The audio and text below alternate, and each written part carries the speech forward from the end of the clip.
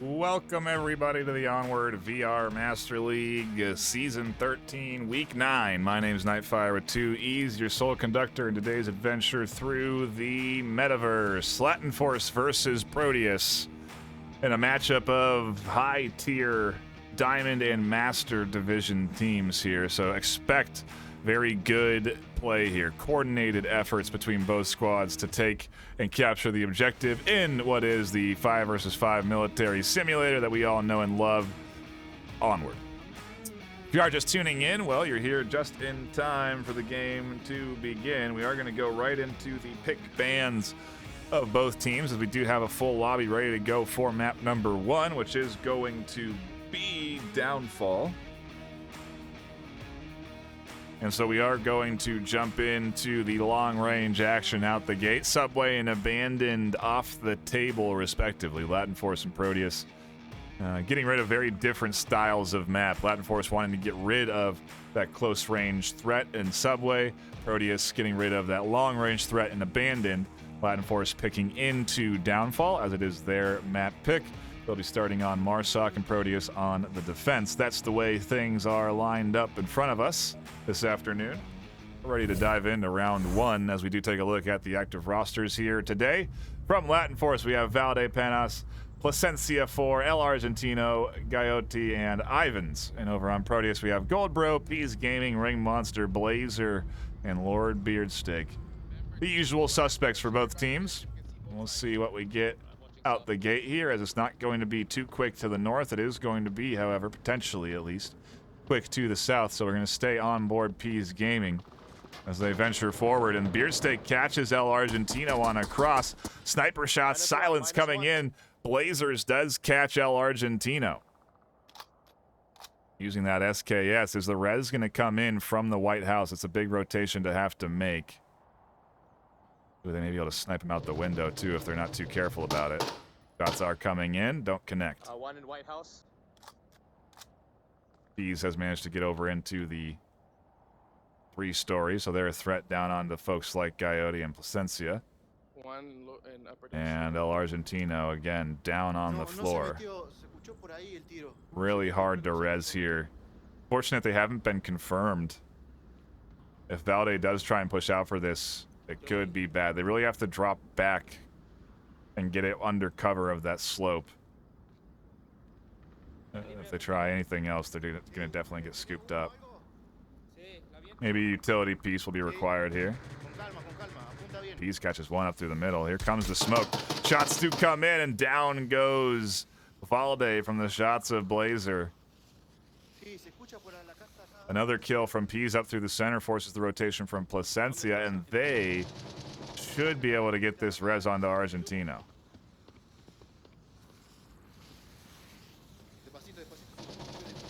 Evans does catch one. Peas goes down up into the center building.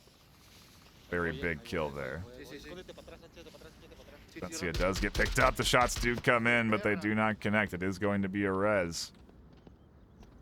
2 alive in the ravine with Ivans in the 2-story. More utility coming in, but that's not going to deny the vision up over the top there from Blazer. Pressifier is good, though. I'm pinned. South Valley. Using that oil can to minimize their exposure. Ooh, and those bullets coming very close to contacting Blazer. Uh-oh, they dropped their gun. What it was, that's why. They had another one on their back, because they were using their teammates to dump out that extra mag until it was empty. Smokes are out, and Argentino's actually going for a bit of an interesting route here. Clearing out the Black Hawk, in case Ivans does want to cross here. But we're into a 3v3 now, and 3 minutes down on the clock.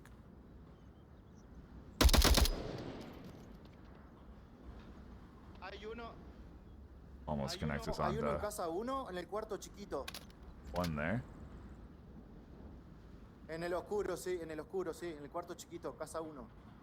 Calling out to the team. Good comms coming in from Latinforce.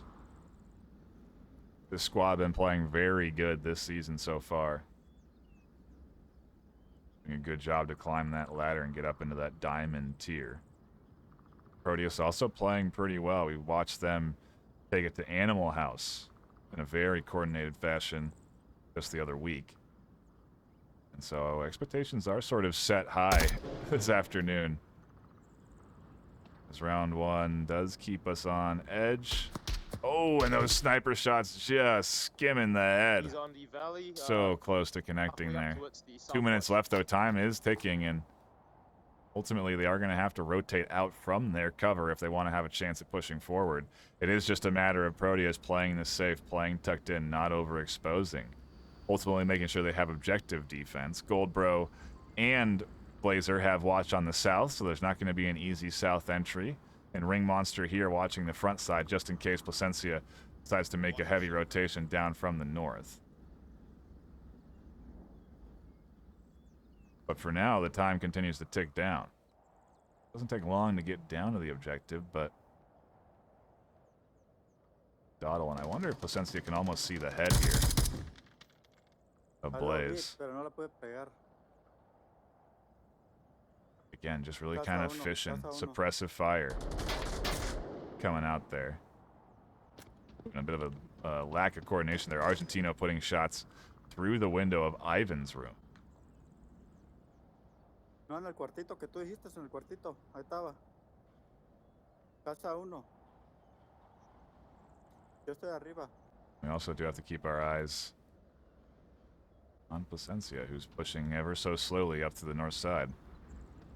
Really looking for Blazer there. The callouts are that this defender is here, and oh, Placencia can't connect. Blazer able to tuck into the cover in time. 45 seconds left. The push is coming, though. Ring Monster misses the shots, and that kind of gives away their defensive position, but does put maybe a bit of a pause on Placencia's play. Goldbro's going to fall off their position and take up a window spot to try and catch place, and they do. A nice call out from Ring Monster. Meanwhile, Blazer dumping out suppressive shots from the SKS, blind firing them out the window. Again, just buying time. 15 seconds left. El Argentino is barreling forward here, trying to run straight at the bottom stairs, but they do have double coverage. Ring Monster's there, as is Blazer. 6 seconds left, and look at that. Ivans, who was trying to catch Blaze up in the high angle, ends up being way too far away from objective. Clock ticks down, and Proteus hold on to their defensive round. Take an early 1-0 lead on their opponent's map pick. Not completely uncharacteristic on a map like Downfall, but sometimes you see the Marsoc squad come in guns blazing. Either way, Proteus kick things off well enough, setting themselves up for an opportunity at a 3-0 start if they can net a cap going into the next round. Each round we swap sides. Every 2 rounds the objective changes location. There's a multitude of locations that an objective can spawn on each map, and it is randomized. That's the real beauty of a game like Onward. You never know where you're going to go next. You don't even know where you're going to spawn when you're the attacking team. So that variety really does encourage teamwork and ultimately really good coordination, which is, I think, why I do like watching this game so much. Very different than other shooters in that respect. Anyway, shout out to the folks that are stopping by and hanging out here. Dav Cosplay, enjoying the action. Wade Watts, Gary, Willow, appreciate you all stopping by, hanging out, and enjoying the action in chat. A kind of an alert, if you will. But we will be doing giveaways for HyperX products this weekend. If you want to tune in to the Echo Arena Challenger Cup, I'll be live on twitch.tv/VRMasterLeague. You can get your chance at I think we're doing keyboard, mouse, and headset being given away throughout the course of the weekend. So, you know, at the very least, have the channel open, be in chat, and be ready for those giveaways so you can get involved, because they are going to be happening this weekend. And we're going to be seeing those come to social media, Onward streams. There's going to be more giveaways happening on these channels, so be sure to stay tuned for more of that. I know I've been saying that for maybe a week and a half now, but it's happening now, so keep the eyes peeled. Into the same spawn we go for round number 2. One pushed up to Hilo Bungalow, but he's on the east side of it, the east entrance. Early callouts here as they do take shots. They tried to catch the team out rotating to defense. Blazer thinks they've caught one over on the west, but they have not, as those shots did not connect. And so that may open up a false sense of confidence on their approach from the south.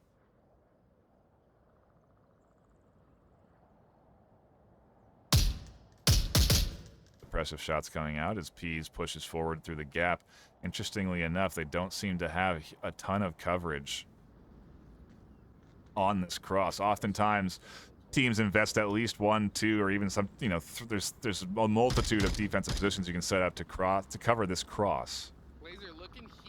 But it looks like Latinforce are kind of surrendering this cross and instead maybe going for some off-meta defensive positions with Valde pushing forward.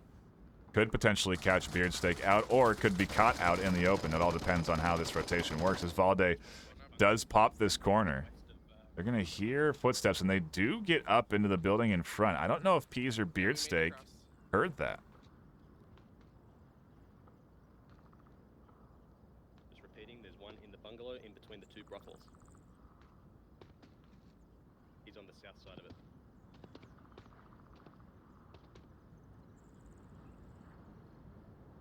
I believe that call out was from Beardsteak onto Ivans, as Peas is holding that angle. But again, I don't believe they know He's on the window looking towards the south, Blazer. that Valde is here. Uno en lower. They definitely know where Ivans is. And the call out is coming in onto the Overwatch to try and connect onto these sniper shots, but instead it's just a lot of suppressive fire to deter the peeking. Oh, almost had Beardsteak there in their sights as a nade comes in. Yeah, smoke nade does come in, but Ivans does catch that angle, a very tight peek. Smoke is here, though, and it might have even been blind fire through the smoke to catch the kill. Either way, Valde has still pushed up. Ring Monster puts shots out to a imagined enemy.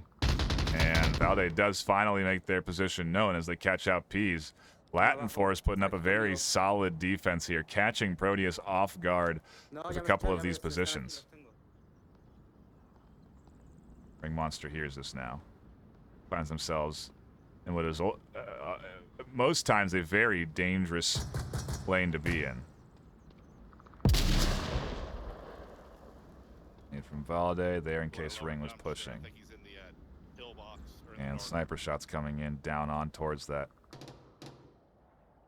bungalow position. You got to go up towards. Was that Gold Bro? Yeah, right along on the other side of Gaiote here, over on the north. So they have some good info. They have actually the positions of 3 of the 5 defenders right now.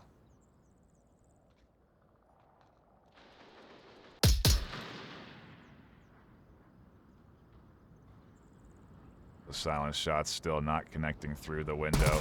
Placencia shuts down Ring. Trying to push up through the middle there, interestingly enough.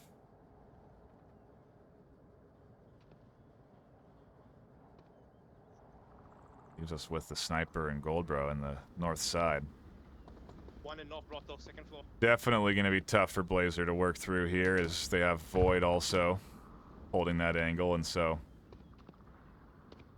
I'll have to see what Blaze does on their push forward here, if they can get rid of Valde 145. and try and make an advancement. They're aware of the time.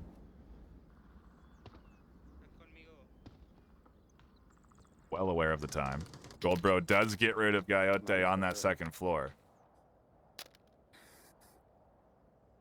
And there is Valde finishing off Blazer. So it is all up to Goldbro.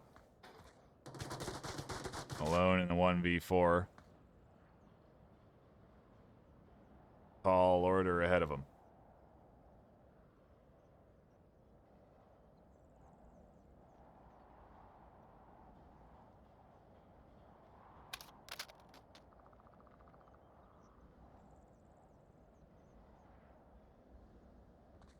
Minute left on the clock, and so time are definitely going to be the pushing factor here for Goldbro, but what you kind of expect on a map like Downfall on this objective and the start of things, it is just a matter of feeling out the defenses. Ooh, that could be a free kill. No, he does not connect onto the shots there. Argentino ducks down.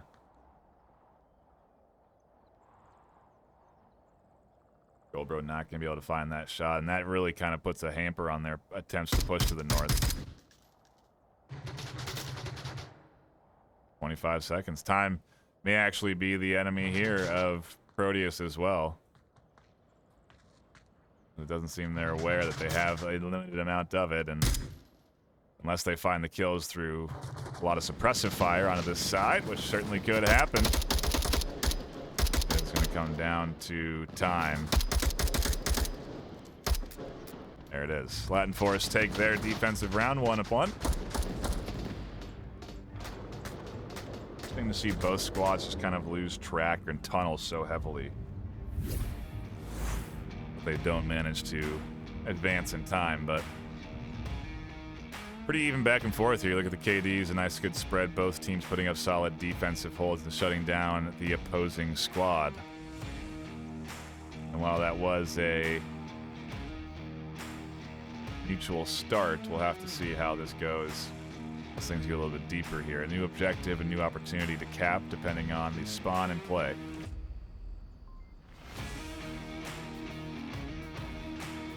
Kind of get an idea of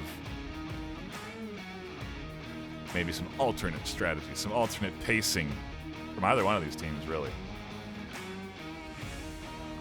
All right, right now, both of them playing it down to that last minute on the clock, and well, you can see the obvious downsides. You kind of really get trapped once you run out of time, as you have limited options to really maneuver. So you get trapped over in that north side, and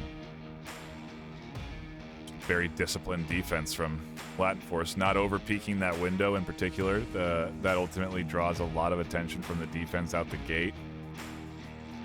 And what seemed to be kind of a weird defense with no one in the 3-story ends up working out quite well. So, what do I know on defensive setup, I guess? I'm not the one playing at the master tier, that's for sure. Back to it we go for round number 3. Again, a new objective and another opportunity. Swap sides. We do every round. And Latinforce go back on the attack. They do get a pretty quick spawn.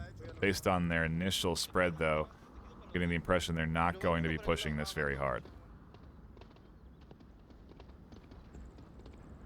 So, the indicator to me is that both of these teams' play styles is slow and steady. That means you get to hear me ramble on about the miscellaneous as these teams poke and prod and set up into their preferred defensive positions. Because believe me, it's going to take some time.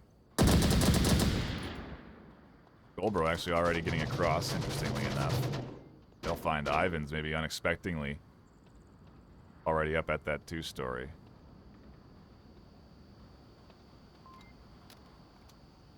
Monster just out in the middle. And I just can't help but think a fast spawn kind of thrown away here by Latinforce. A real odd rotation back to that 2-story. Sensia does catch Goldbro through the window from the 3.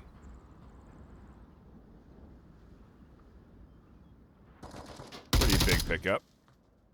There they are, back into the 2-story to try and shoot out. They could be running in the shots from White House if they're not careful, and there they are. P is going to connect. Oh, really nice angle there from Sensia. I don't even think they know they got that kill. They put bullets up into the White House, and Proteus get cut down to 3. Latinforce the same. And we're kind of split differently. 2v1 here, and 1v2 in the west. Players are maybe not even aware of this rotation, but Latinforce deployed this one early. Very intent on swinging all the way around this Proteus squad.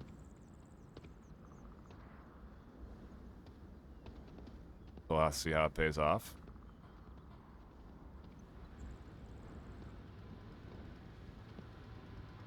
Yo.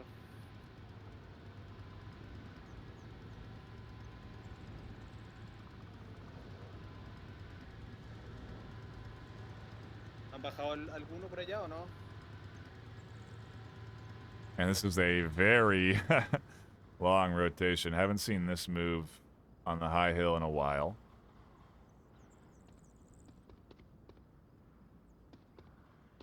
Whether it's players just not wanting to commit the time to this kind of rotation or finding it less effective as more people get used to it, who knows. But what Valde does get is lines down into the two-story windows in the north.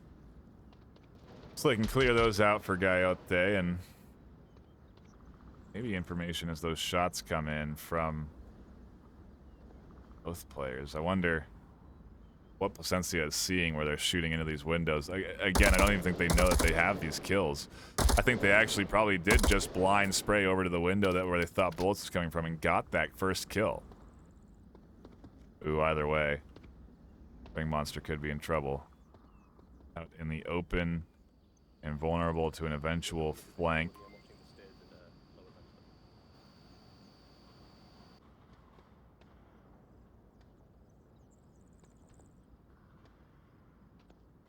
All a matter of if Valde catches that defensive position. They might not even see it up against the wall.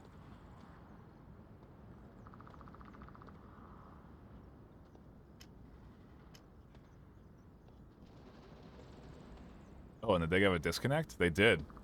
They lost their on-wall defender. Shots now coming in from Gaiote should be an indicator for Blazer to do some work and rotate. Will they be ready for the high angle? And oh, Placencia here actually peeking out from the corner. It leaves Beardsteak alone in a 1v3. Are they going to go for the cap is the question. Do they have utility? Is there any smokes? Lord Beardsteak recognizing that they're alone in this endeavor does take a little bit of a little gander around the corner there, but fortunate no one's pushing up through the middle. Oh, and they almost catch Valde off in the distance, but they can't land the shots. Latinforce take a 2-1 lead. Their Marsoc round with 3 alive, locked in. Plenty of time left too. The long con definitely works. At least once. See if Proteus are adjusting to this pacing from Latinforce, but I think we can expect more of this from these teams. Trying to avoid those close quarters, utility-heavy engagements. Instead, really focusing on the ACOGs, the 12 times. Impressive fire. That's been the key for both of these teams here on Downfall, and that really is the key for Downfall. That additional range and suppressing windows goes a lot farther than anything you can do with a smoke or flash unless you're close or have a quick spawn. And it is a bit risky to bank on the fact that you'll get a spawn that puts you in a position where you can use your utility effectively. If not, then you end up spending what is now a lot of points and investment into getting that utility, and well, it just doesn't pay off sometimes. But either way, we wait 2 and 1. No subs coming in, so we should be into round 4 any moment. Take a quick gander at the KDs and see a pretty nice even spread. Both teams getting involved in the combat here this afternoon. Proteus get a different side of the spawn up in the northeast. See what kind of action they go on the hunt for early, and maybe if they do go for it, they could find kills depending on if they fly up to the second floor. Try and scoop up 1 or 2. Blazer's gonna go for it. Anyone on the hill, there it is, there's the peak. Shots do come in, they don't connect. Spawn is given away. The team now knows where their opponent has been spawned in, but will that be enough information for Valde to work off of? A heavy rotation coming in. Valde trying to kind of counter this, it seems.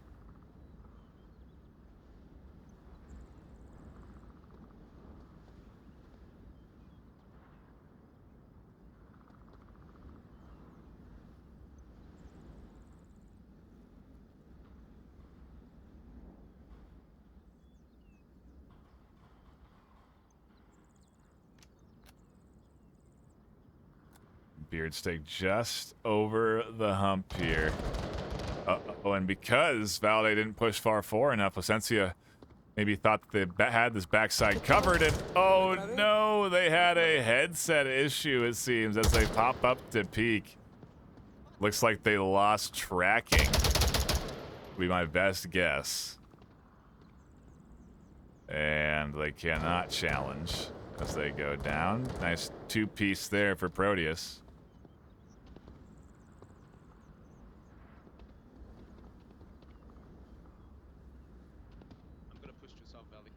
Gets them control of this side for how long? A lot of shots coming in there from Ivans, but none of those connecting. P's very close on the tight corner, but fortunately enough, they have a defilade to duck behind. Right window. Shots over the top from Beardsteak come in. They go down. Ivans does catch that shot out. P's tries to rotate into this a double. Getting secured by Ivans. In the chaos, Latinforce lose one to a disconnect and one to a death, and so puts them down to 3.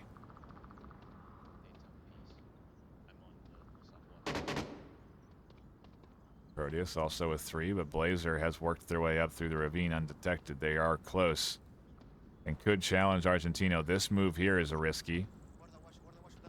All it takes is a call out for Coyote to have an eye on their approach, and Argentino does call out for that. Blazer drops back off of those call-outs. Considering charging forward here as the flash comes out, but obviously doesn't connect, and Blazer is playing a dangerous game here. Can't get inside. Good shots from Ivans. They have been super effective out that window. Has been detrimental, dare I say, to this Proteus offense.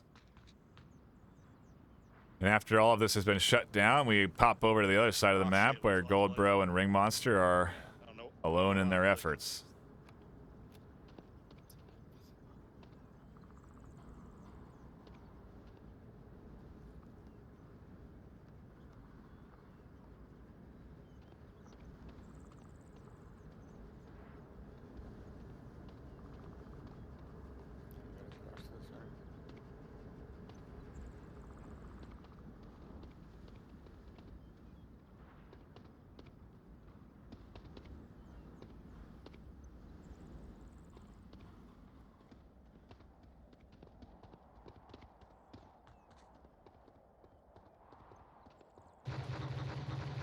Well, a 3-story Argentino takes shots at the entry.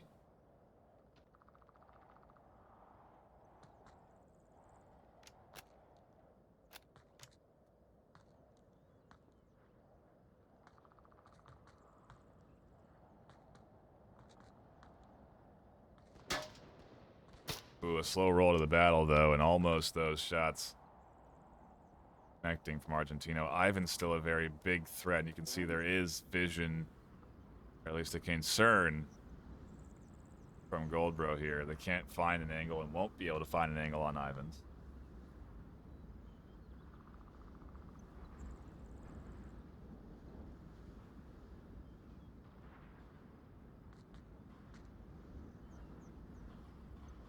Esas plásticas le hayan tumbado a uno y eso.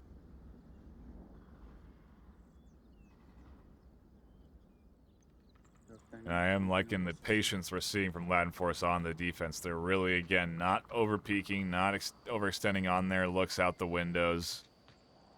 That could end up being a negative if Ring Monster and Goldbro can work their way past this defense, especially if Argentino won't be peeking the south side, but there come the shots. Ring Monster is able to tuck in and get around as suppressive fire over the top comes. Ring Monster gets back. Ivan's trying to find a piece, and they find themselves getting hit from both sides. Uh-oh, maybe not ready for Ivan's position. Down they go. Ivan's is going to connect. That window really paying off. That's maybe their third or fourth kill this round. Now Gold Bro. 13 seconds left. Is time really going to be the winning factor again here? What is going on with these offenses? Do they not hear the timer going off? I don't get how this is happening. Veteran squads losing to 6.5 minutes allotted.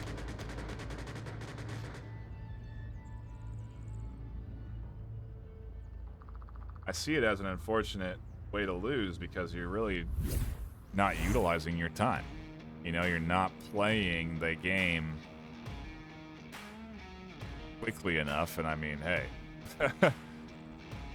that's pretty clear watching these players' styles and approaches. You know, it's very, you know, both looking for early picks, sure, but then really taking their time to work so far around the objective as opposed to really attacking the objective.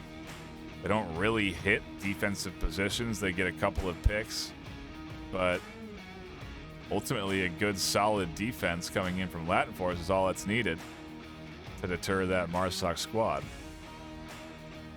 Now they go on the attack, taking a different objective as we do go into our 5th round.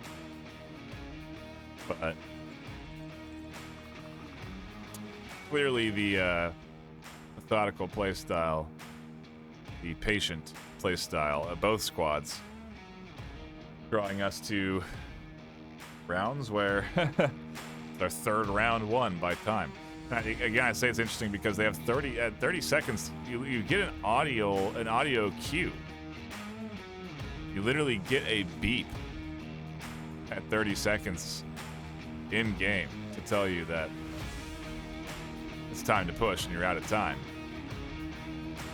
And so to just see a complete lack of, you know, at the very least you expect the players to commit and sprint after those 30 seconds, but yeah, it's just, I don't know, unaware. Do your mics. Back into it we go, though, for round number 5.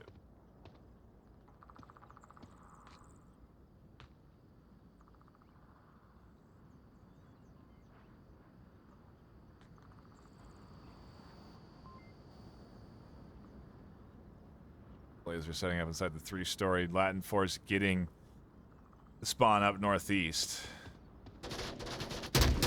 Pulling Ivans and Placencia right up through the middle. Center bungalow. Blazer's going to scoop up one of them trying to work their way into that bungalow. There's one more center bungalow. So do detect the second. It's actually a net benefit for Latinforce as they are pulling out multiple utility pieces here for this move into some 3/4 cover, but Blazer did a great job. Found a kill, pulled some utility out, now just needs to tuck back in and wait for this team to try and push forward with a lack of utility available.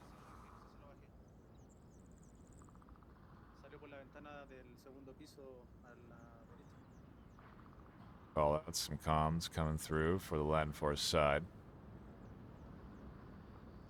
And up, down to just 3 as Placencia somehow finds Blazer. I think the difference we're seeing really between Proteus and Latin is that the Proteus team continues to look for kills, you know? Beardsteak doesn't need to cross here and be looking out this window. There's no reason to be looking out this window with this objective with their defensive position. Their responsibilities are monitoring that south ravine and watching that cross on the street. There's plenty of other angles to be covered. And so I guess we'll have to see with all these shots and all this bait. One in center bungalow, he tried to push, but I pushed him back around. Especially with Ring Monster here, this could be Still there, north side. a Center death bungalow. coming soon enough as you see that very long rotation up on the hill from Valde.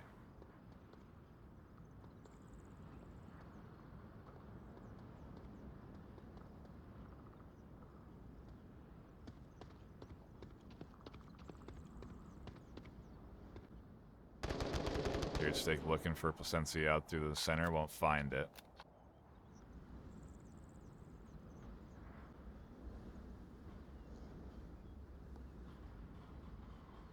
And it really is just a bit of poking and prodding right now, 4v4.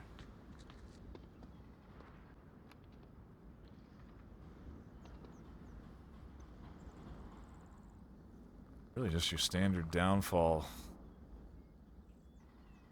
Sit around and wait sort of gameplay here, nothing out of the ordinary.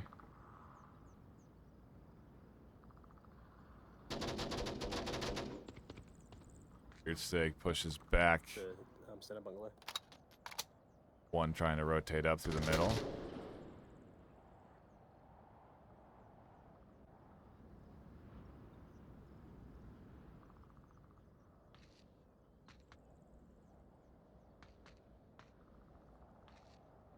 And as long as Beard Steak does focus on Placencia, there is some opportunity here for the rest of the team to do some work in the south. Argentino catches one.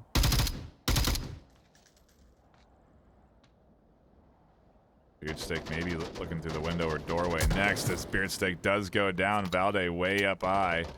Catches the kill. A nice refrag from Peas as they peek back out from the White House. So a 3v3 now.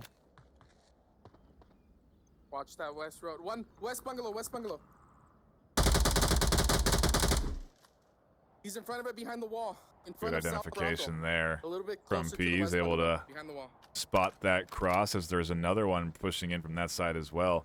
In addition to El Argentino, who's now kind of out in the open here. Been flashed by Beard Steak, but Beard's not pushing. Peas does have a line onto Argentino out from the White House, and they're going to take it. Good shots connecting there. -1 pushing you, Beard. Proteus shutting down Latinforce here with only 2 left.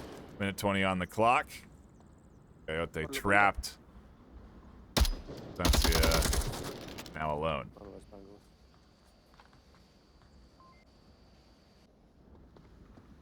This is where Goldbro is. Might be able to catch the shots.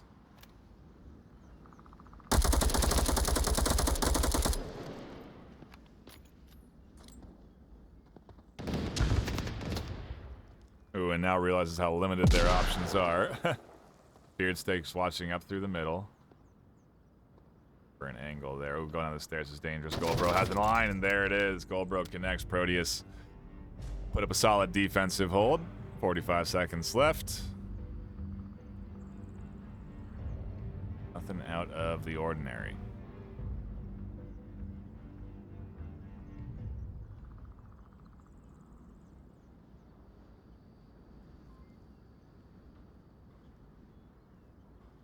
Again, a shout out to everyone that is stopping by, hanging out, and enjoying the action. Appreciate you. I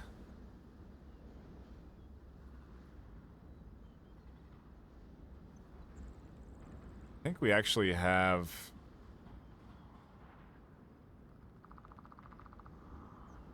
a coupon code live now. Like, I believe it's might not be. Might be live next week. I'll wait. Basically, it'll get you 20% off any HyperX products that you purchase in the US. Big sweet deal. Forward with my skating. Here you take a look at the overall score line. 3-2 here in map 1.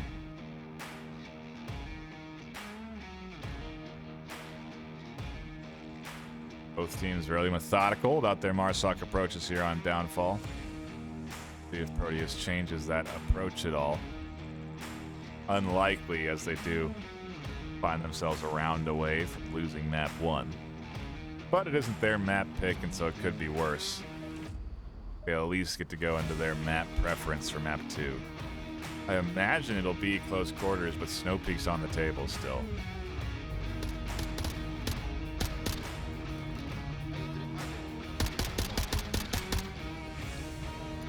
Looks like Proteus get the quick spawn. Oh, okay. I'm rotating.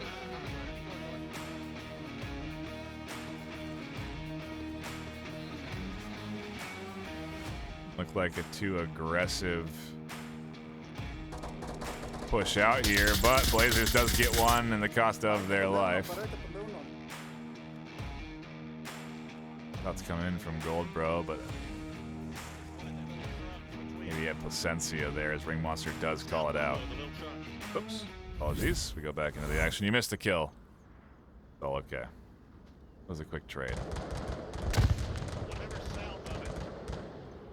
Flash comes in. Placencia doesn't seem to be tagged by that.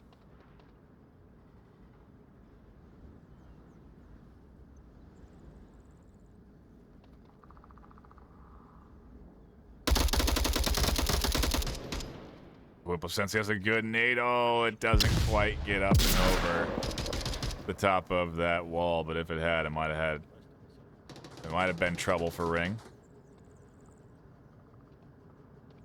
Either way, Placencia has sort of put a pause on Proteus' efforts to advance farther up through the south.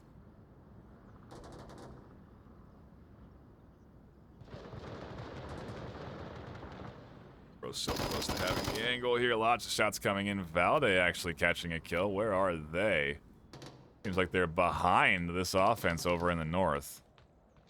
How effective will this position be is questionable. It could actually be detrimental to the defense if the rest of the defense gets picked off. Finally, the headshot from Gold Bro. Now, Ring Monster and Gold can consider pushing forward. Of course, they do have to worry about El Argentino and White House, and Ivan's in the 2-story. Oh, and Argentino just missing those ones on the ring. That White House? Yeah, I think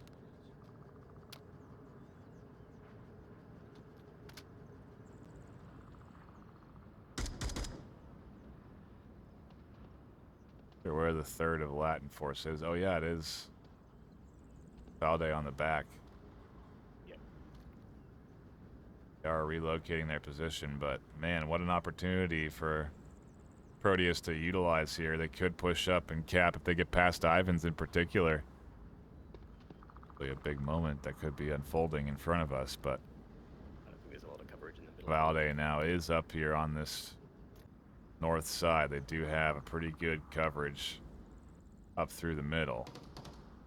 Oh, and they will find Ring Monster way back there by spawn. I'm not sure what Ring was doing way out there, but no cover for them to tuck into. And I gotta wonder if Beardsteak kind of keys into that. Seemed like it. Not too concerned about the LMG shots behind him.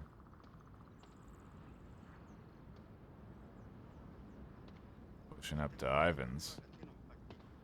If Ivans calls this out, there'd be an opportunity to suppress it. Beardsteak is here, and there's some good shots from Argentino over the top. Latinforce a kill away from locking this thing in as Gold Bro's trying to clutch it and keep them alive on downfall.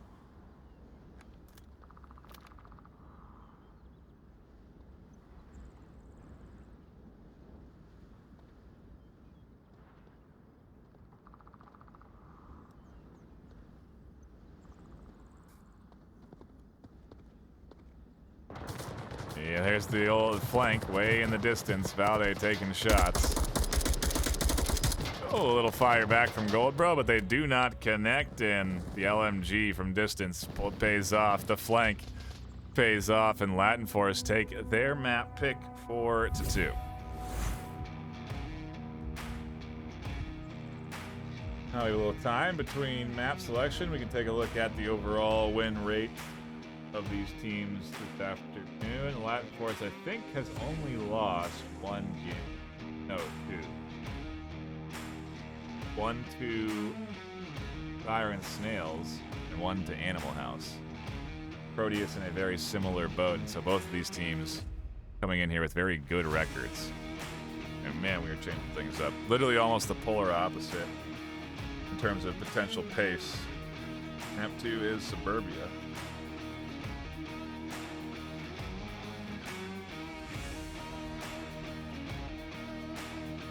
And yeah, but again, a big shift in facing here. I anticipate Proteus obviously trying to get into the tighter quarters up against Latinforce. Want to prevent them from being able to play such a disciplined defense. Map like Suburbia gives you that opportunity, with you can connect with utility a lot easier. Much shorter, obviously a lot shorter angles. Not as, there are a few, but not as many long lines to even be held here on Suburbia. So we'll see what kind of difference we get. We'll see what pace Proteus set as they go into round 1 of map 2. Tough loss on the map 1, and certainly going to be trying to bounce back on their map pick. He's going to be by the lane 1. Early suppressive fire from both sides. Early smokes coming in. Nade comes through. Flashes that connect, and unfortunately a team kill there under all the suppressive fire.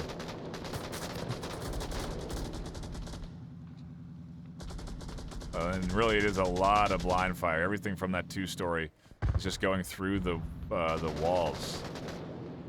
Ring's not going to be able to get this res. Goldbro does get rid of Valde up through the middle, preventing the Beard Stake from going down. A nice pickup.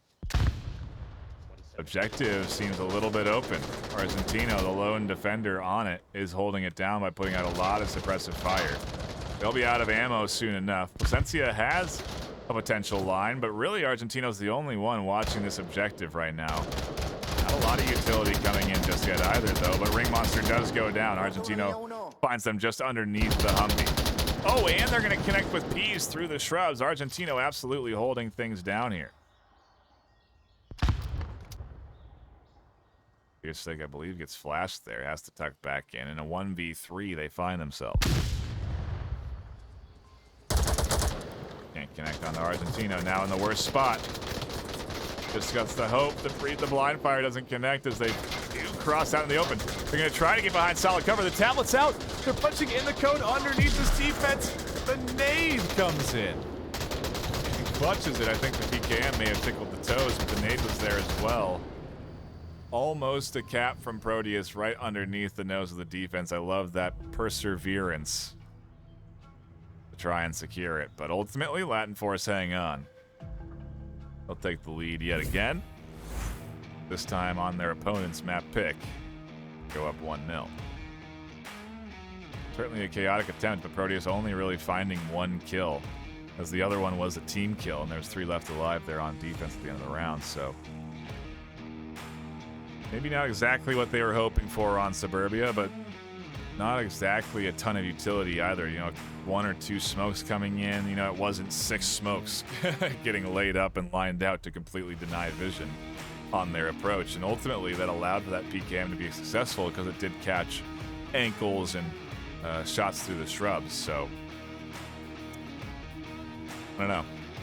Really solid hold there. Good LMG fire on the defense ultimately. And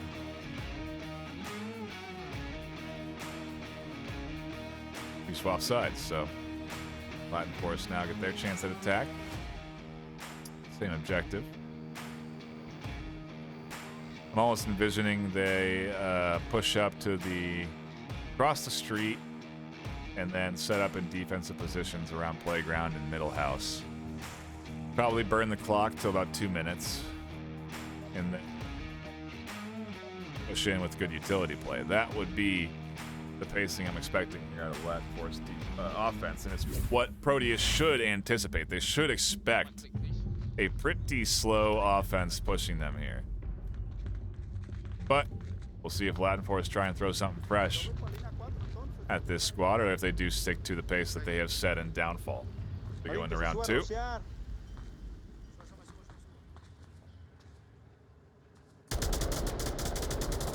Early nades coming in. Utility comes through. Goldbro catches 1. A lot of suppressive fire getting dumped out here. Beardstake actually pushing forward up through the midfield. And look at this. Latinforce doing exactly as anticipated. Actually playing it even more passive than I would have expected. As they do push up here Coyote stays tucked in. Placencia does trade down. Ivans pushing out to the South Street has found a kill and maybe an opportunity to cross and get around to the north of this defense. Proteus are down to 2 very quickly. Latinforce have found kills in countering Proteus's aggression, and it now puts them at a very, not too big of a deficit, but 3v2 with Ivans pushing in from the north. Likely unexpected. A lot of suppressive fire was coming in here earlier from Coyote and Valde. Now utility coming through here. Let's see how effective it is. It's enough to blind ring. Valde finds one. P's looking for something up over the top. They'll find it in a trade. Latinforce will take their offensive round very quickly. A very different shift in pace, but I think it's honestly because Proteus threw themselves at Latinforce, and Latinforce did play exactly how I would expect. Passive and waiting. And it worked. Up 2-0 on Suburbia here. The close quarters not paying off, or at least for that first objective. Now not really sides, but do go over to the north, or excuse me, the east. Red car objective. Ready to do a quick stretch.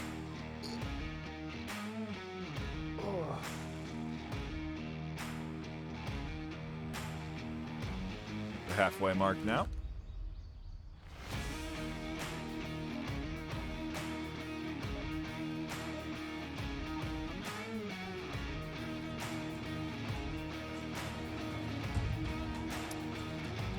Our number 3 kicking off here.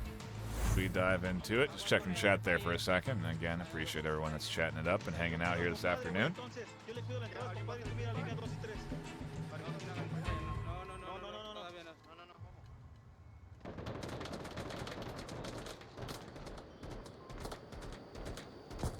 Free fire does come through. Counter utility comes in. Airburst. No, an MK16 catches that kill.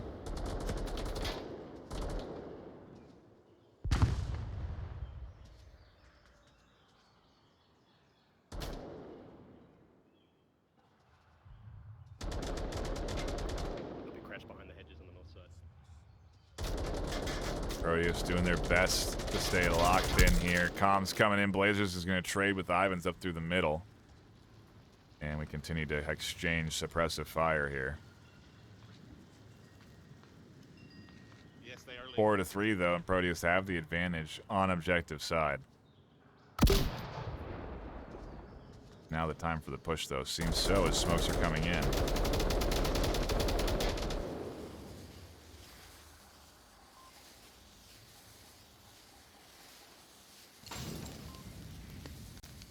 Those managed to remain unscathed. A very long Molotov toss that does, or would, prevent the cross to the gap. Pretty good toss, honestly. A nice counter to this attempt to push. Haven't seen a Molotov in a long time. Coyote here on the edge. Just doesn't quite catch Peas, but it's going to be Placencia that actually does the work. Valde taking shots over the top of Placencia for some reason there. Whether it was a mistake or what, but 3v3 now.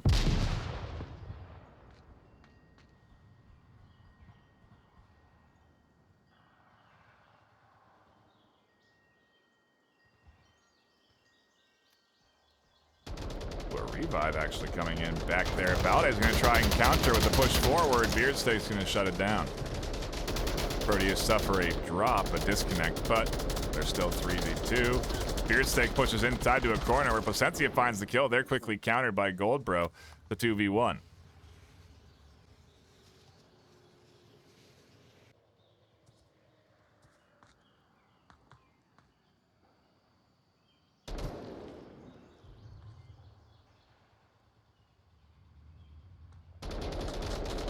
Okay, to the final defender here for this objective.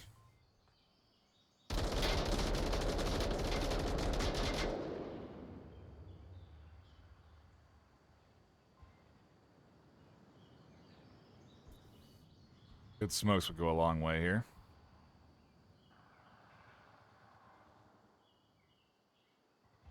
I don't think they have any utility left, though.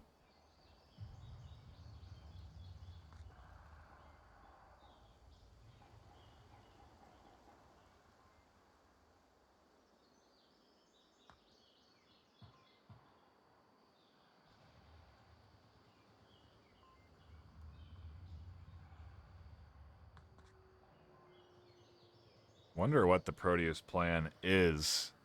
They aren't going to be pushing up towards the objective. They have enough time. Maybe they're going to try and get resources off down bodies. It doesn't seem like there's any over in their position.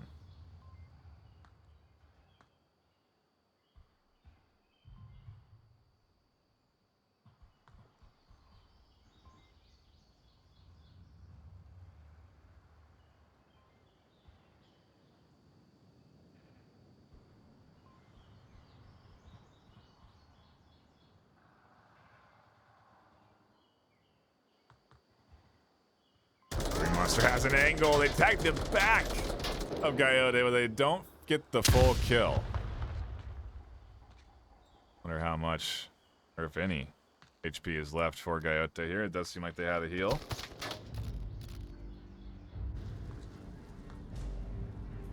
Kill does come through, though, and Goldbro does get Proteus onto the board here, at the very least, on their map pick.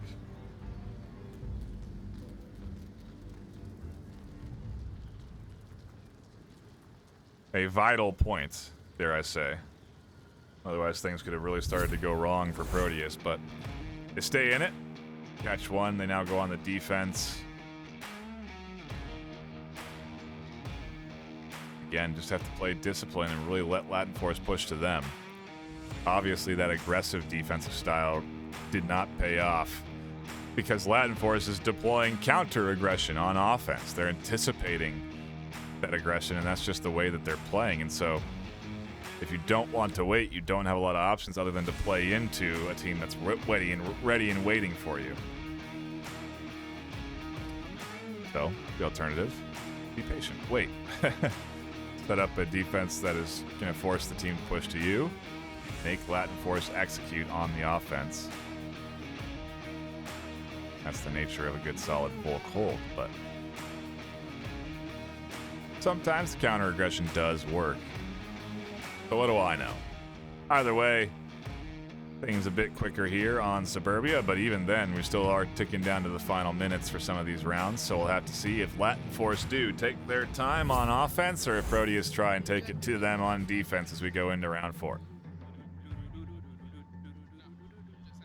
Hey, I'm gonna flash it regardless. Suplex it on extras. Alright, go for it, bud.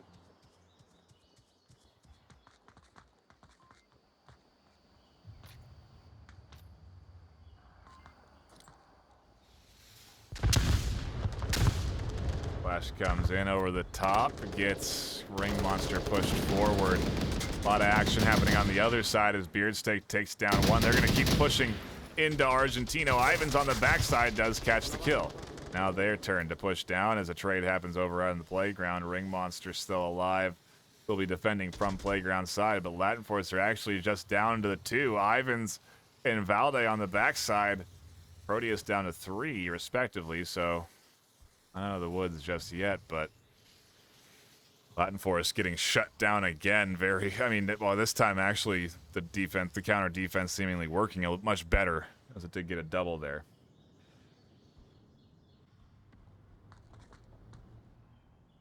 Either way, let's see what the duo can't do. Uh-oh, might get tagged there as Ivan does cross out into an open line of fire, but fortunate for them that Bees doesn't take those shots. Instead, Bees goes for a grenade toss. Actually catches Ivans out. Gonna counter with more aggression as the flashes come in. They are going to find that their grenade downed their enemy as they confirm both down players here. Latinforce now just down to Valde and Ring Monster, who's tucked in and waiting.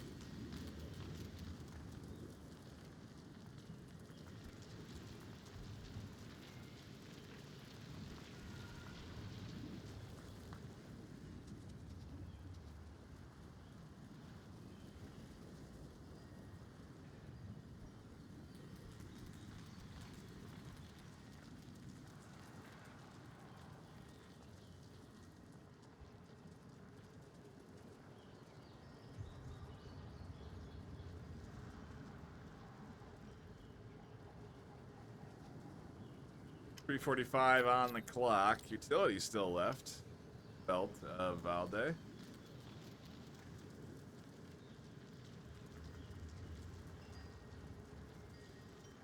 How does it get used is the question, of course.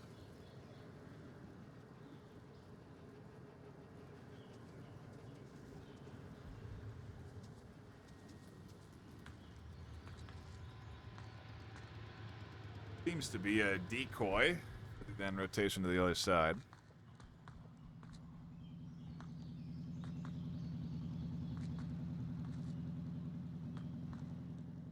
Peas is here waiting. Oh, but that's some good shooting. Peas goes down and Valde knows it because they saw the body fly up above the wall. Wonderful kinematics of Onward.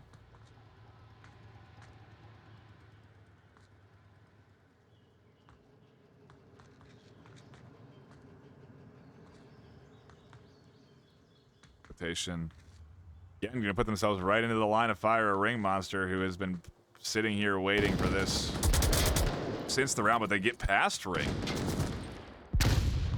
Flash comes in. Ring has nicely dropped back, though, after taking those shots. I think that flash misses them. Puts them back with Goldbro Overwatch and ultimately into a much better position. 2 minutes left now.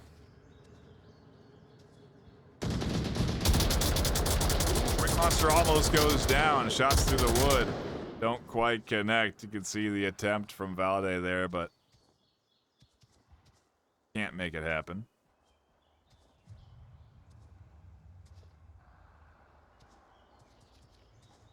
Gonna try and cross on the opposite side of objective here. All in effort to throw off the defense. Maybe it'll get past Goldbro, but Ring should. Not gonna see this either.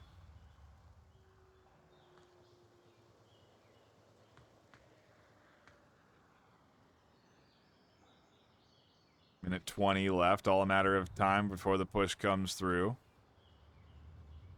Well, they will have to, otherwise forfeit. Ooh, they're going to catch Ring through the Shroud's goal with a quick peek up over the top. Finds the refrag, and Proteus with one left alive take their defensive round. Quite a close one here. We get into things on Suburbia.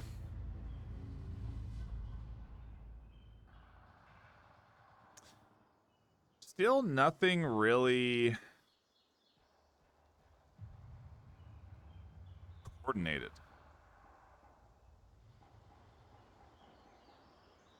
I don't know if that makes sense, but I just don't feel like I'm seeing structured plays or attempts to sync up as a unit. Kind of feels like obviously there's plays, you know, pre-fire to move forward out of spawn, but doesn't seem like the mid-game coordinate, the midfield coordination is there. Whereas once they get to the midfield, there's just kind of like this pause in terms of how do they push and cross. No real overwhelming use of force or utility to do it. Maybe that's due to the odd counter defensive play here and there that's been thrown in. But either way, we swap objectives now. Go back into it for round number 5. I put the wrong number, it's 5. Chequen la línea 4, que no se les puede pasar. Sí, ya chequeo línea 4. No salgas de la casa por enfrente que la va a aventar por Pasen arriba. listos que no me van a matar.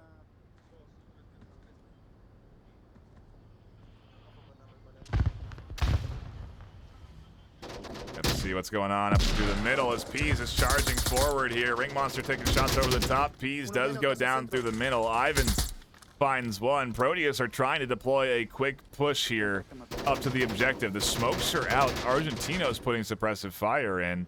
The rest of the offense is not nearly as extended forward. Lord Beardsteak certainly is, though, as they continue their efforts to push forward. They're going to catch one on the porch. Valde's on the tight corner. They're not ready for that. They'll go down to that defensive position. It leaves us with just 2, but 4 dead for, or 4 alive for Latinforce. So Proteus certainly at a disadvantage. I don't really understand this play from them either.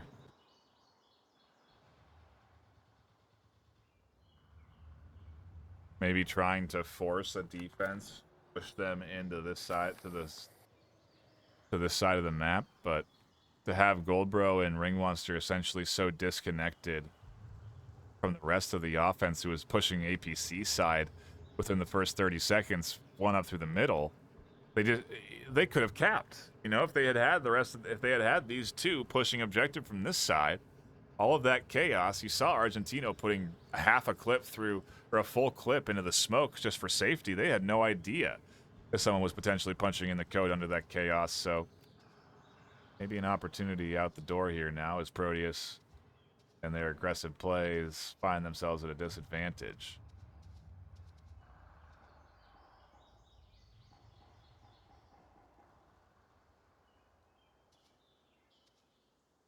Again, those first minutes, and now things kind of slowing down a little bit.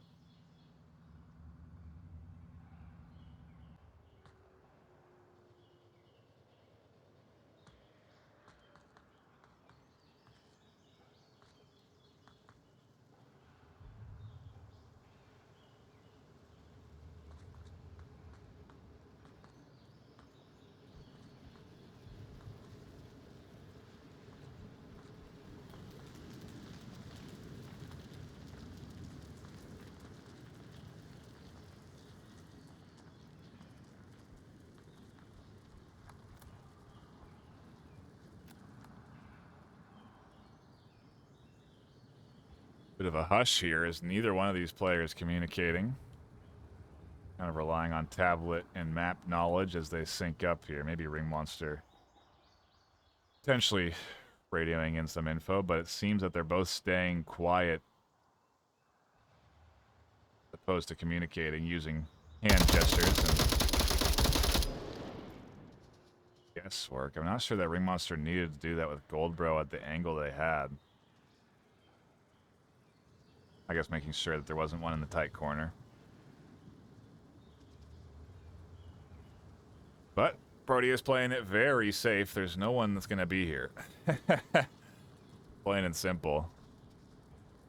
They have all the time, they have all the freedom to advance forward here. Argentino's not peeking the windows. They're watching the other side. Valde pretty tucked in, but obviously Proteus not aware of the things that we are, so they take their time working forward.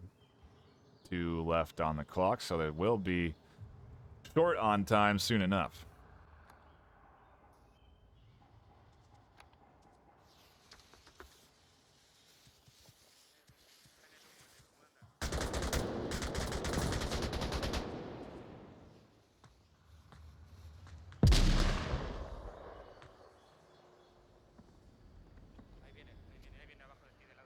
Ring is inside. Objective. Argentino's going to catch the ankles. Goldbro's alone in a 1v4.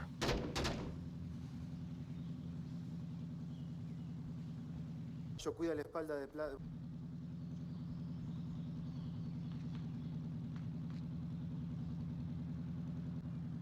Give me a tough one for Gold here.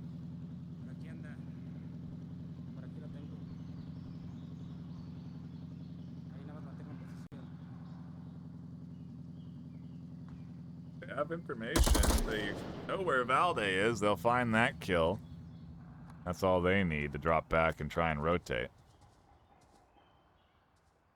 Be aware of the time constraint. And another one goes down for Latinforce, so it's actually only 2 left alive on defense. Wonder if they are aware of that. Big open cross here that they're going to have to make out. They does have a line on. Shots come in for suppressed. Goldbro does make it across.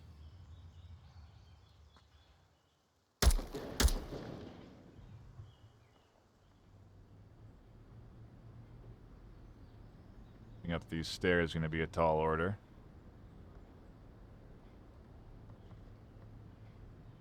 And time actually going to become a factor. I'm shocked that it has been so detrimental to teams But a lack of time management coming in here this afternoon from both squads as we almost get down to another round decided by time. Latinforce take that round off of kills nonetheless and puts them up 3-2 on map number 2, their opponent's map pick. They lock this in, they take the series, they take us to their map 3 choice. I'm guessing it's going to be Snow Peak. There's just not a chance that they take it to a close quarters map in my mind right now. Maybe Quarantine, but probably Snow Peak. Pretty safe bet. It's so odd to me, but if, you know. Obviously, I have the advantage of top-down perspective. But if I can sort of see these playstyles clearly and strategies clearly, you know, the other team, the teams should also be able to sort of see this. I mean, granted, they don't know, I suppose, that the Marsoc side is sitting and waiting for them on offense, but you know, you can determine that after a couple of rounds in the way that they've played, if you're paying close enough attention to their style. So, again, I feel Proteus maybe should be kind of figuring out what Latinforce are trying to throw at them, and I think they're trying to do that with countering it with aggression. And so we'll see if Proteus try and catch any early kills here out the gate as we do go into our next round. Latinforce a round away from taking the series.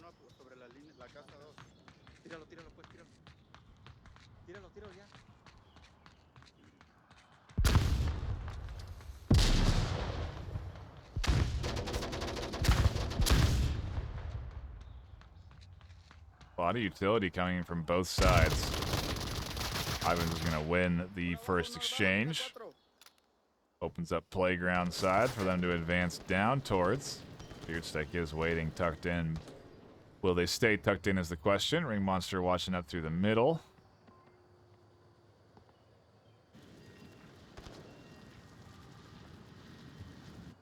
Now we wait. Until about 2 minutes.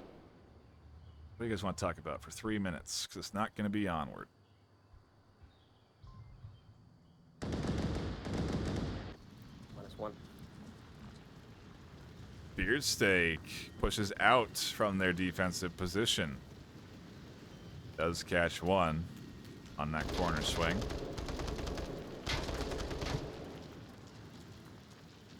Sometimes you'll see players prioritize just waiting for the team to push to this corner house, and then they'll try and spring their defensive trap, but a kill's a kill, and so it puts them back in the even ground here.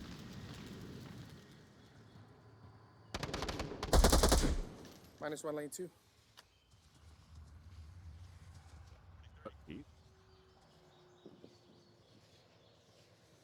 They catch a kill.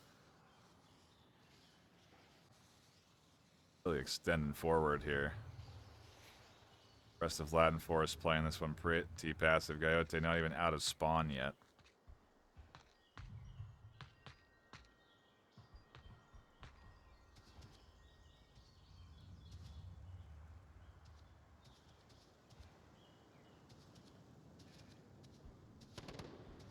Oh, I thought Valde was down and resable, but they're not. They're just prone.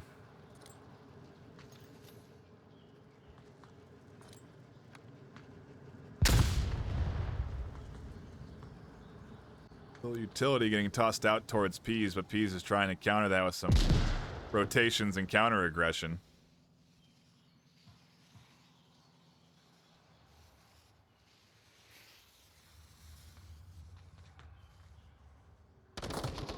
Oh, and there is the shots from Peas through the hedge.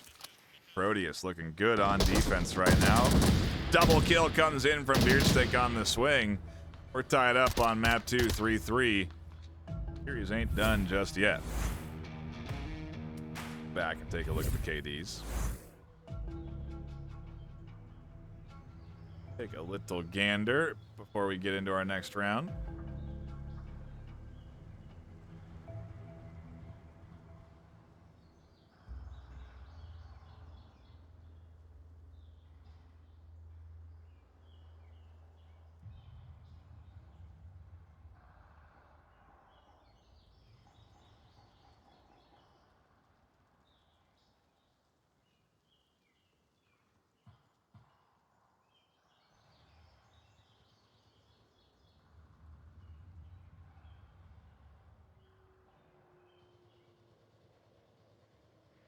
bystander at the overall scoreline here, as we are just a round away from taking us to a map 3 decider. Certainly would be exciting, but really, you know, I feel like this series has been hard for me to track. You know, I've said it once where there's just, it doesn't feel like I'm seeing, you know, coordinated plays. It is just kind of, you know, chaos. You know, 5 kills in the first minute or nothing until the last 30 seconds, or, you know, no real cap attempts. Although they've gotten close in maybe 1 or 2 rounds, but I don't know. Anyway, back to it we go. Round number 7. Map number 2, our series decider here. Unless we get taken to a map 3 decider with Proteus taking the W here.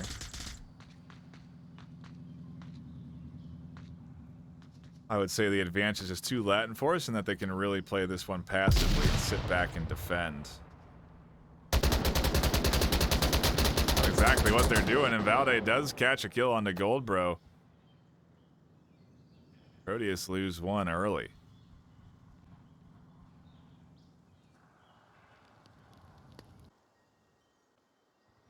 Like peas, and Proteus are trying to change things up here on pace. You look at the overhead.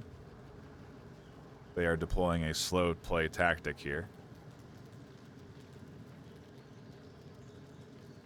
See how it ends up working out though, because right now find themselves at a disadvantage, and I haven't seen them. Well, I guess they did play 1 slow Marsuck round on downfall, a couple, but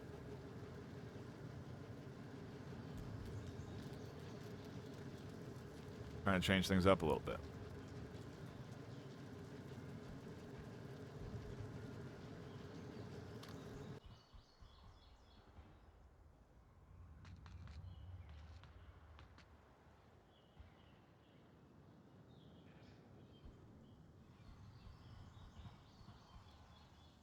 Beard steak, suplex. Again, it feels just like individual play styles here. Beard steak's holding a very deep angle. Suplex is pushing forward. They are working together, and that beard steak is holding that tight angle in case one peeks on a suplex, but suplex is advancing here.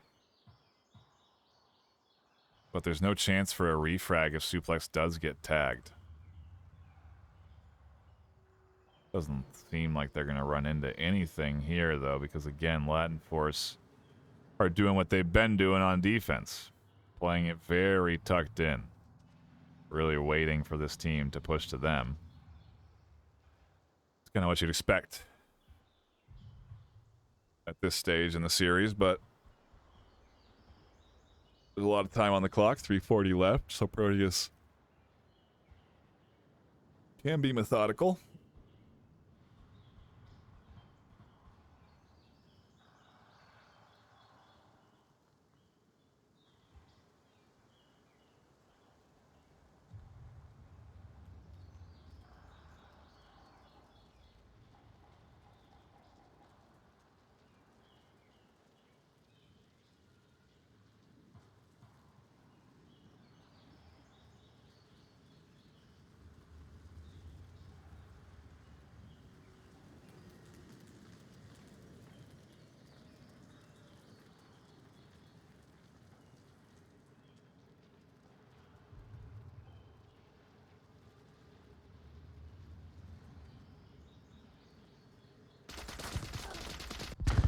Uno línea 4 We'll always advocate for shorter round times. 2:40 left. Still taking our time until now we're finally starting to push. Valde catches 1 at the back. A nice frag from Ring. He's down, confirming. Callouts from Valde that there's multiple here. You shut down those comms, and Ring does make it inside of the bottom floor. The Chore, of course, will be pushing up and clearing out the second story with Argentino and Placencia in it.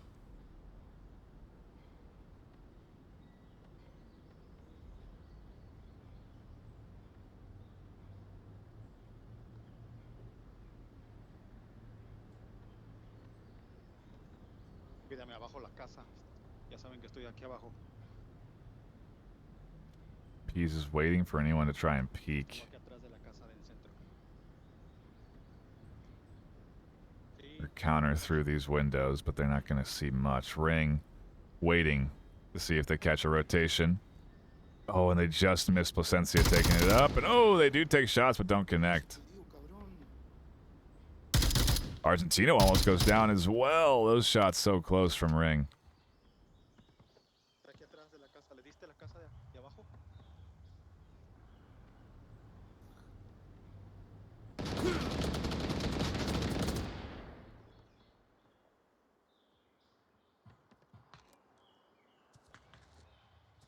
Ya se pasó para la izquierda, línea 2.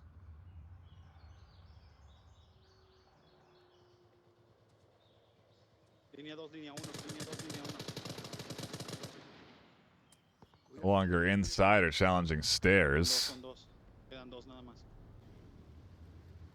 That's coming from the slide there. And Proteus is aware of the time, so shouldn't be a factor here.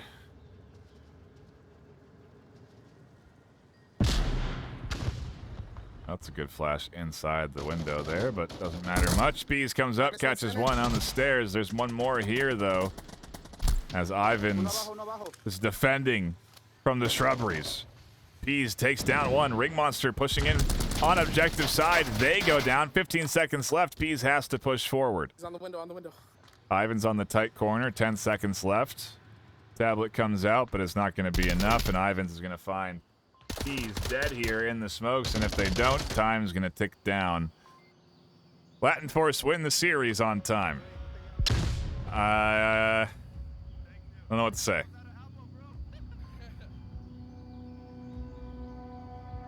You know, from a perspective, you know, as a spectator, it just seems like a mismanagement of time when both teams have done it. You know, there's no reason for them to sit on the other side of the street for 3.5 minutes and do nothing. Literally do nothing for 3.5 minutes until they then finally do push forward up to a point where the team will challenge them. I understand the, obviously that it's, you know, if you have the time, why not be cautious? But that's why I have always advocated for a shorter time limit on rounds. We've gotten close to implementing something like that before, but boy, howdy, do some people get upset about it. Won't ever understand that mentality, but we do go to a much different style of map with Quarantine for map number 3.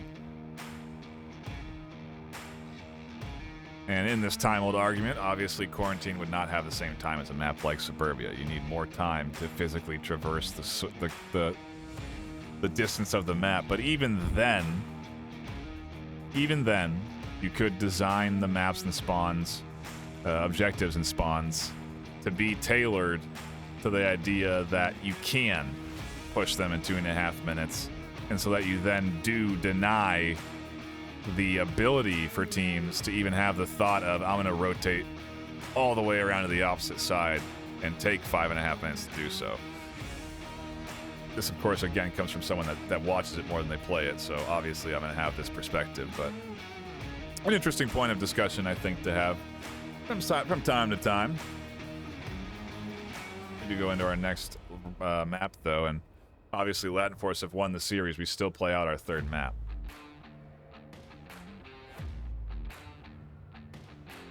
Being Latinforce's map choice.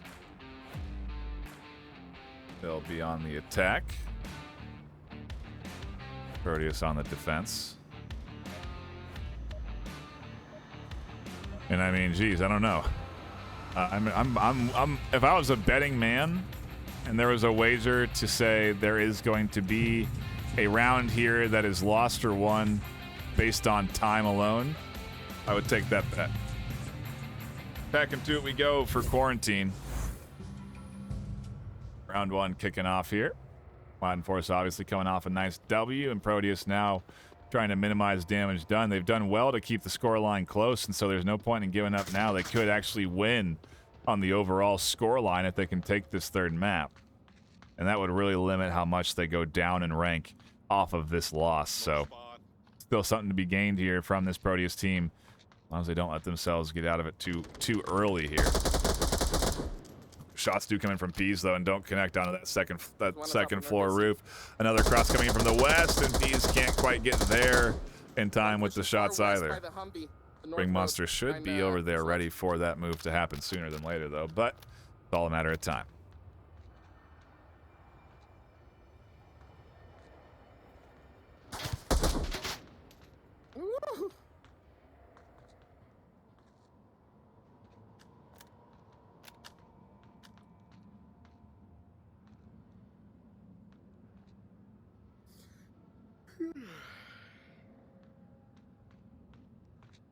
And the time ticks away as we are now 4:45, and we can't look at the overhead because it's round one, but Latinforce still haven't gotten past the halfway mark towards the objective here. Really taking their time, trying to assess and pick out anything they can, any advantage they can get before they do eventually push their way forward, as they do slowly encircle this objective with Valde and Gaiote.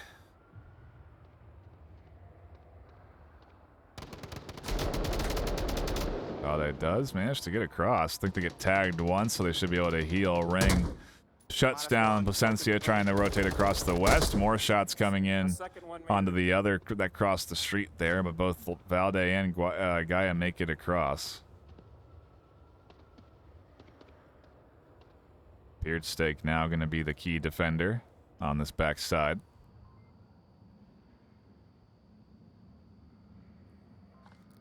Someone from hospital look in towards objective. Ooh, that's a good nade. Almost goes into the crack there and catches south end of Beard Stake, but doesn't. That was a really nice toss. Valde is going to trade. 1 for 1, neither irresolable. Latinforce down to 3, as is Proteus. Gaiote may be able to find some success from the south, but the rest of the team still hasn't really done much. Argentino is pushing up through the middle.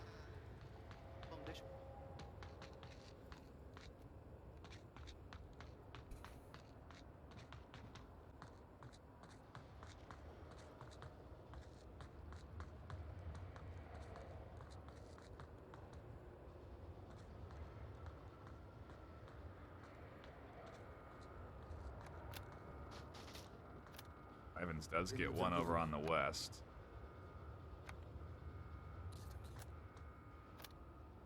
Flex is pushing out here, crossing the street.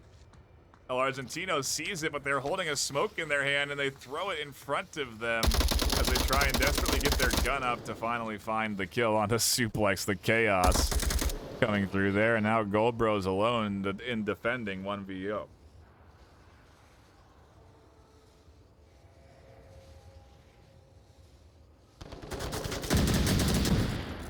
Right there on the backside, Latinforce are going to take a Marsoc round. 2:14 left on the clock, no less. Nice job from that squad. Not letting time be the determining factor and taking things into their own hands. Definitely seeing some variety out of the Latinforce squad that could be the reason why they are doing so well this season. Different pacing, capable of playing well on close quarters and long range.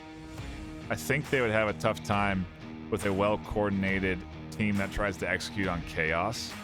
I think if you see a squad that's capable of deploying those heavy smoke plays and aggressive pushes for caps, I think that would be sort of a style that could work against Latinforce. And Proteus really just haven't deployed that, it feels like. We've seen them certainly put out some good attempts, nice flashbangs, nade, utility usage, certainly on Suburbia, but either way, we'll see if we get more on Quarantine as we go back to it. Salen atrás del avión, atrás de los aires y atrás del hotel, ¿eh? Ok, O me voy yo me voy a para casa de fuego. me quedo ahí contigo, Place. Acá, Quédate quédate conmigo. con Place. Place conmigo. Ok. Ok. Aquí me quedo.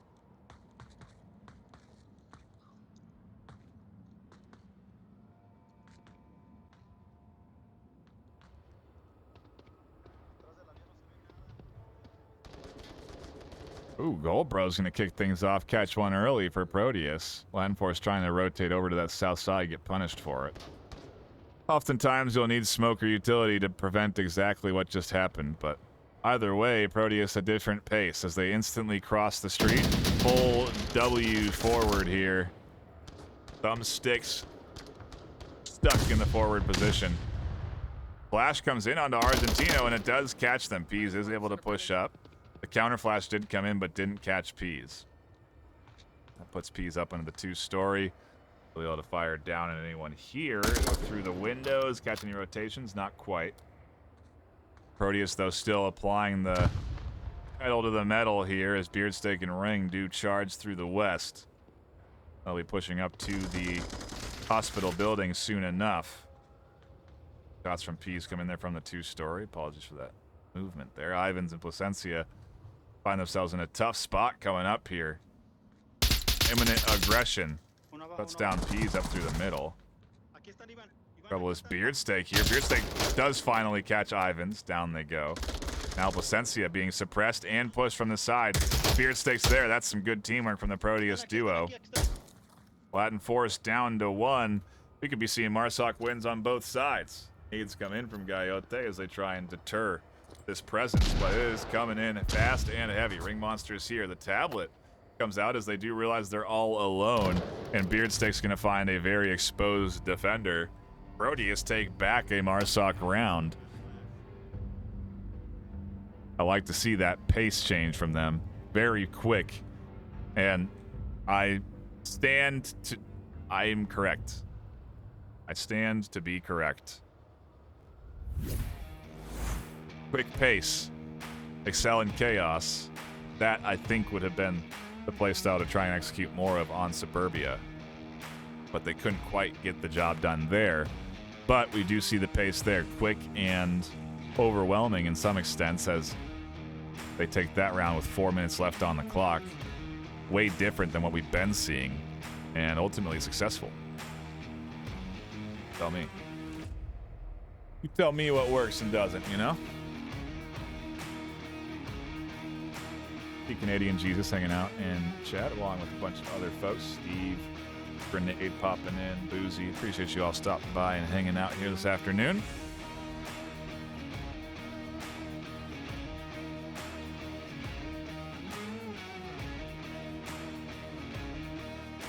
Coming in around 2 hours at this point. Still no cap. Curious to see if we eventually get one, but hasn't happened yet. Maybe on this objective, but I'm not thinking so. This one's pretty easy to defend.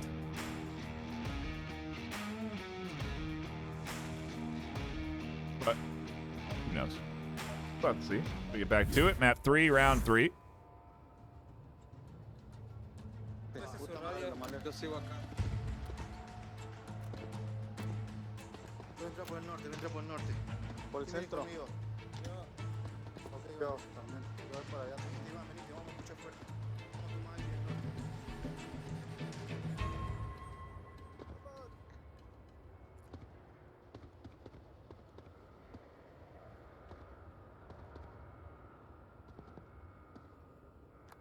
Sí, aquí va.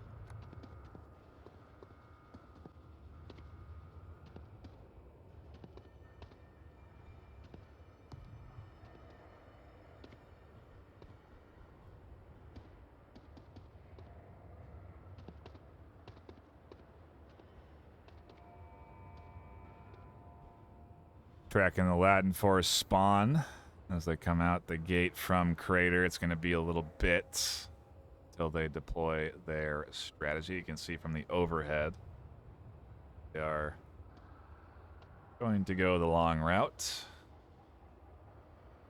Go all the way to the opposite side of the map that they spawned in from, and then try and push in from there.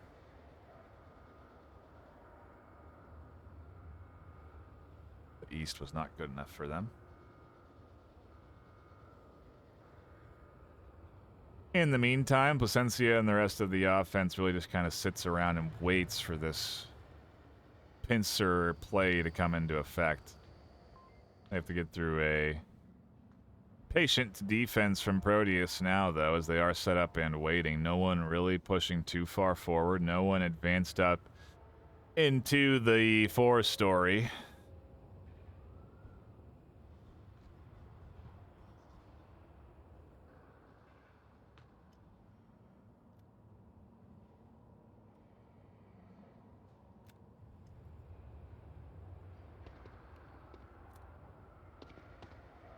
It is just a waiting game here.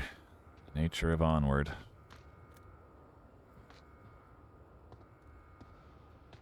Doesn't have to be this way.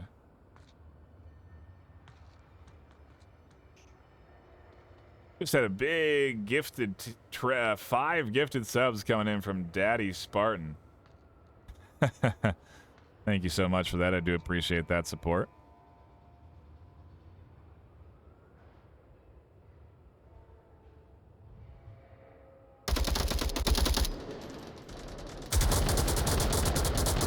Of an exchange here over on the far west side as Valde does run into Ring, who has been waiting for this push to come through. I don't know that they saw Valde get all the way across, though, so that could be troublesome. Suplex catches Gaiote trying to cross the street. Suplex been waiting for that since the start of the round. Very disciplined angle, does pay off.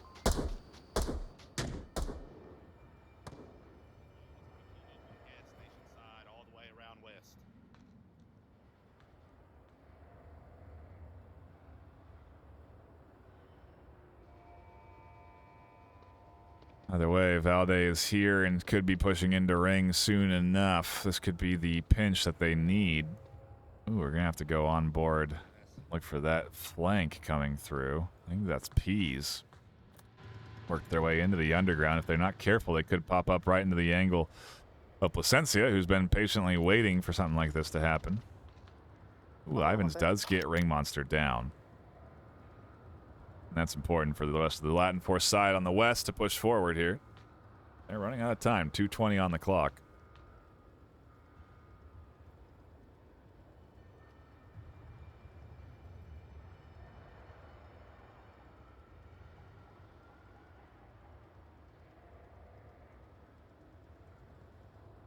Start moving here soon enough.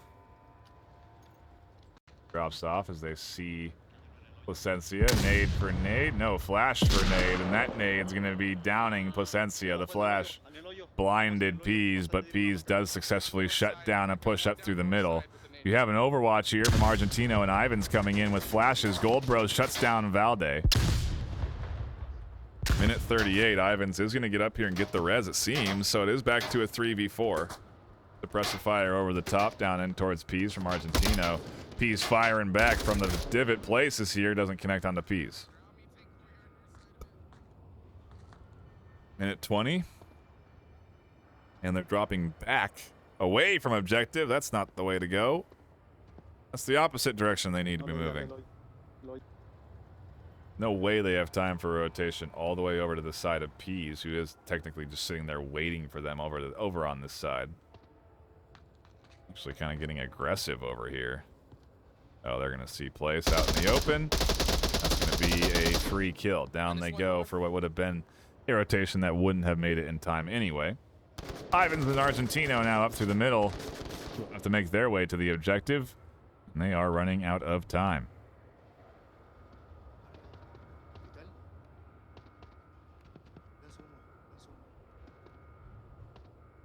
.30 seconds left. Proteus set up and waiting. Looking to take this advantage up 2-1. He's actually getting too aggressive in the limited time they have left, and Ivans is going to find the kill. That could be bad news as smokes come in. Suplex is there. 15 seconds left. Ivans should be able to get close to the objective, but both Beardsteak and Suplex are here and waiting. Argentina's going to catch 1, 2. Time for cap? Nope, they don't. 5 seconds left. Goldbro's going to come flying off the roof. And I'm shocked that we're watching this right now. I don't. It's not what I expect out of teams at this high in the division. Plain and simple. Like our 5th round by time. Who's fest? Taking forever to push up to these objectives and get there in time, but again, just not managing their movements effectively. Both sides culprits of this. It is not a one-sided sort of problem.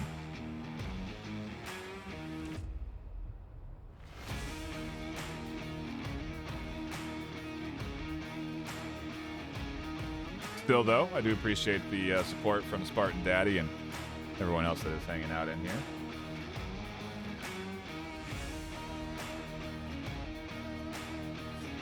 Enjoying the action in front of you. Back to it we go. Round 4. On quarantine. Same objective in the corner. Let's see if Proteus push it in time. They get the west spawn. Or east spawn, excuse me. Yeah, I'll collect them.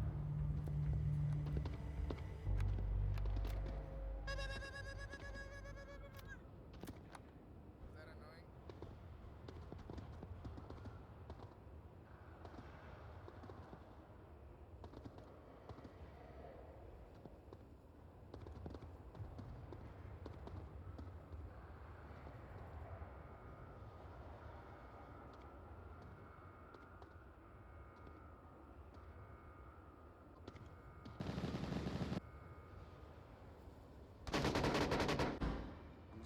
Uno abajo. Mama. Almost a double. Gonna fly out, catch Peas on the drop Dos shot. abajo.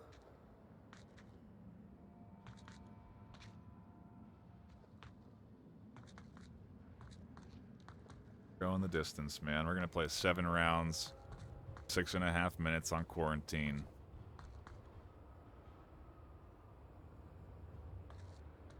I've never been hungrier in my life.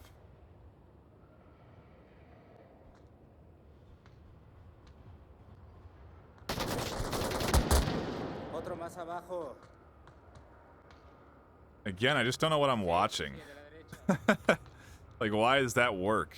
How is Valde able to catch 3 up through the middle without anyone realizing they're there? It works out, though.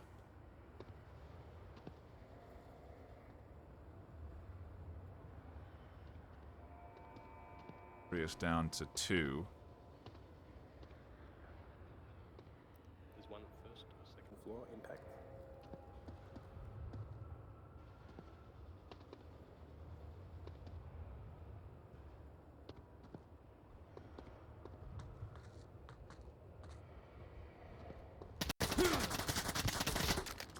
Abajo, uno abajo. Corriendo para gasolina.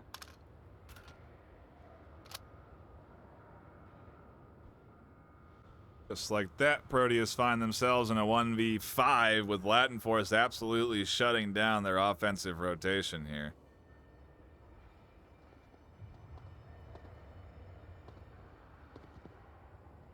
Excuse me.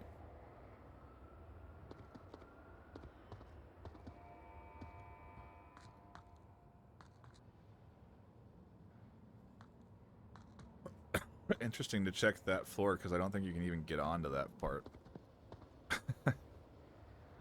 Unless you... I stand corrected. You can if you dive off of the wing at the perfect time. I don't think I've seen that 3rd floor played in a long while. Case in point, Ivans is there on top of the plane. They find that kill. Latinforce take a defensive round.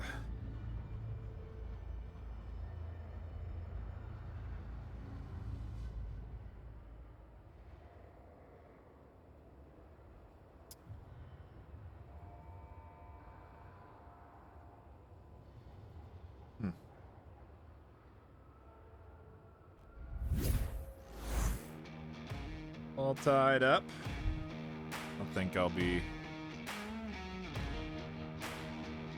we're gonna get a cap here. But like I said, strap in for what I would anticipate to be another 4 rounds.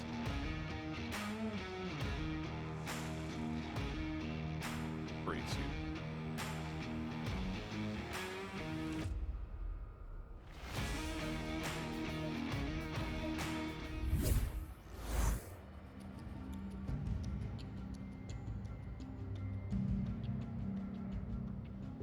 Back into it we go. Proteus on the defense. Your mics?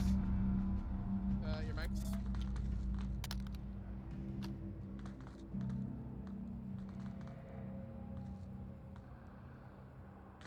Mickey Mouse?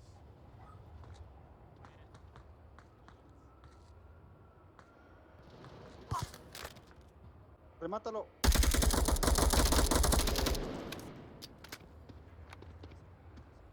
Good start for Latinforce. They shut down that south defense. Aguas en el hoyo, nos puchan en el hoyo. Cuidado que nos puchan en el hoyo,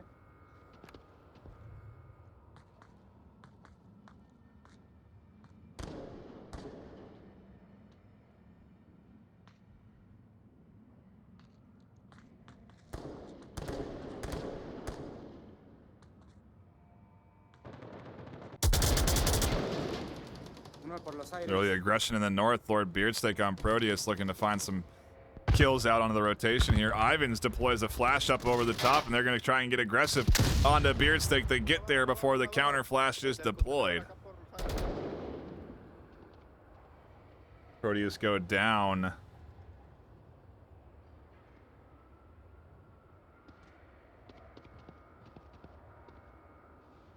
Two very early.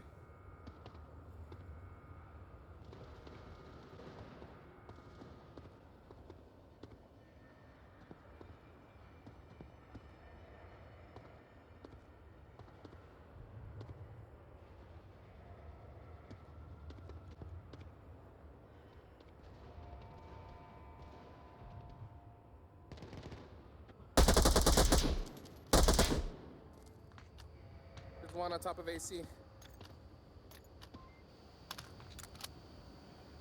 I wonder if Latinforce are Where going to is she try and from? push this one any sooner now that they have these early kills. Valde could get an angle here. Well, but they squander it by shooting at nothing. What is happening over there with Valde?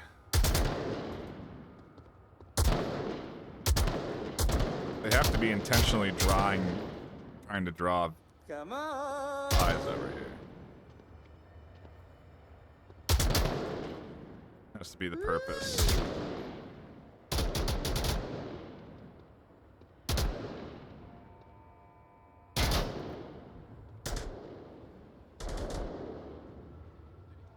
Pull their vision and try and allow the rest of the team to push up to the objective, I think is the plan.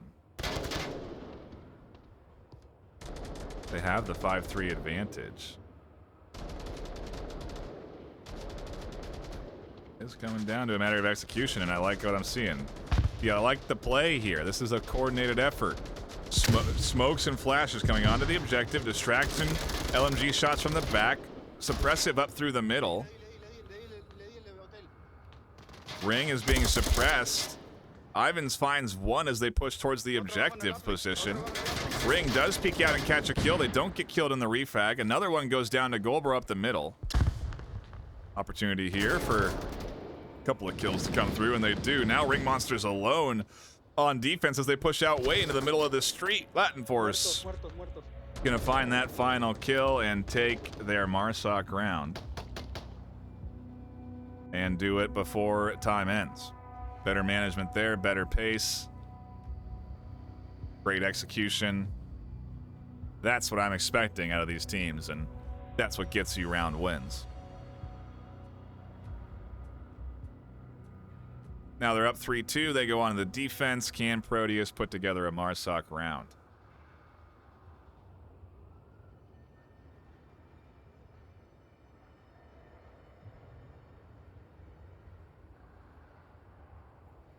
Take a quick look at the KDs here.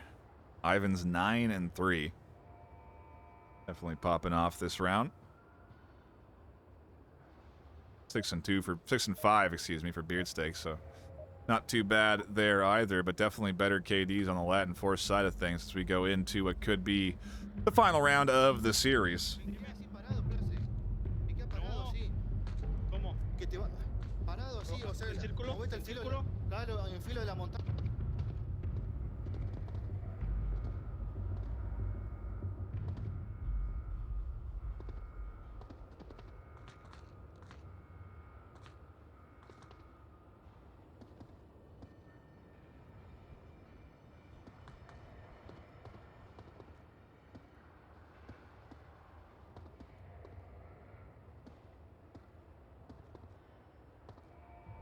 Everyone setting themselves up.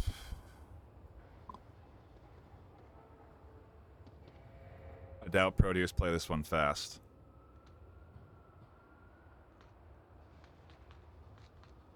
They'll go back to their comfort of methodical.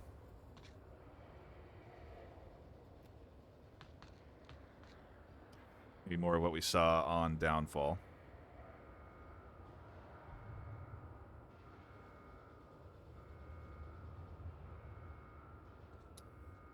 Other way, we do wait. Peas actually catches a kill onto Valde, who's getting pretty aggressive on defense, trying to push up here. No reason why. Oh, and a nice rotation on the ring there, capitalizing off of that utility toss. Uno abajo, uno abajo. Chaos in the basement. Latin keep themselves tied 4-4. Uno abajo.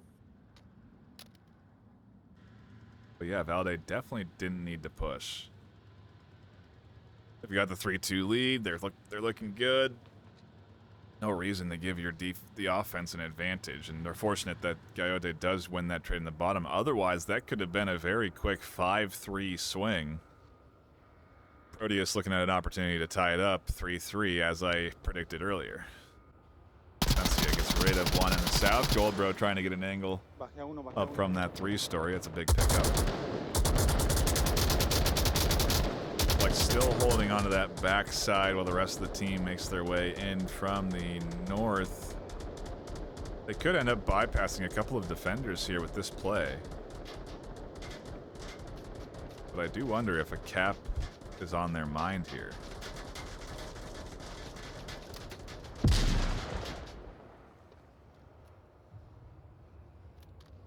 Beardsteak and Peas at the very least are pushing in.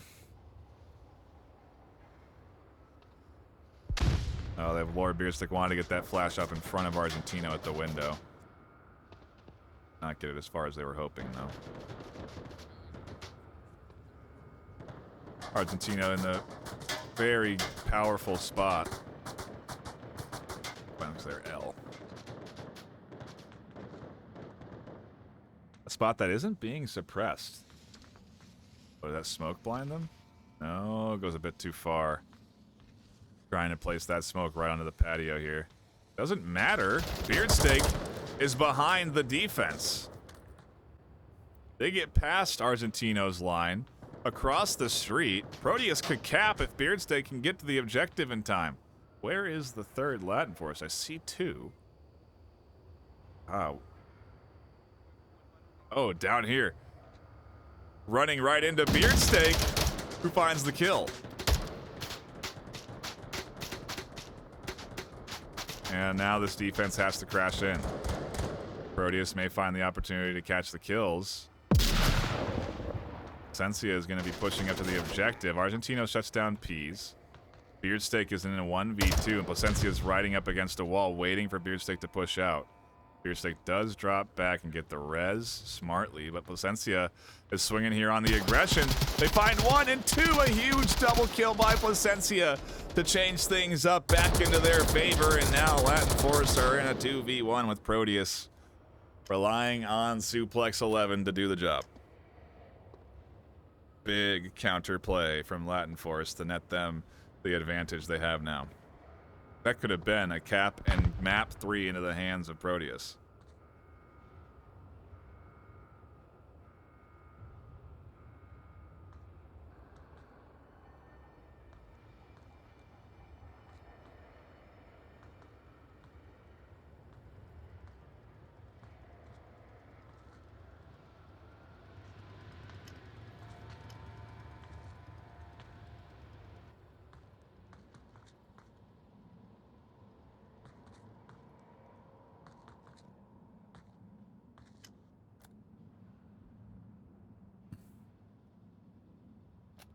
Time. Becoming a factor here. 1 minute left. Surprised to not see the rotation yet, and Placencia the only one on objective, really. If they go down, there's still an opportunity for a cap.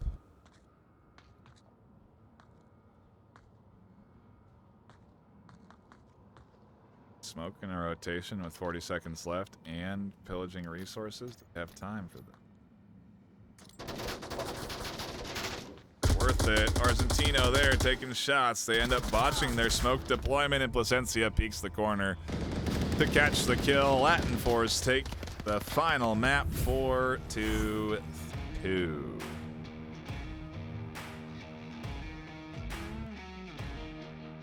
Happy to tune in here for the afternoon's game, and again, appreciate everyone stopping by.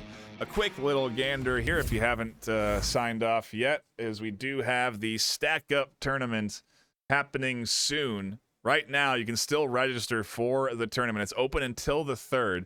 And a matter of fact is if you do sign up now, you do get into the giveaway. August 27th, literally tomorrow. If you don't go and register for the tournament, you do not get entered into this giveaway. The tournament does have also additional prizes to win, obviously, like we saw on that first banner. There is 3,000 in, oops, we don't need the code, 3,000 in USD in hardware to win. And so get involved, contribute to the charity, contribute to Stack Up. They're a fantastic charity organization. Play your favorite game in a charity setting, and ultimately you'll be broadcast here on this channel as we will be involved and we'll be casting the T-Rex bracket for the most part. That's going to be the higher skilled players. But it's really nicely organized. The VR charity team at vrcharity.net does a great job organizing these events. They know what they're doing. They know the game. They know the rules.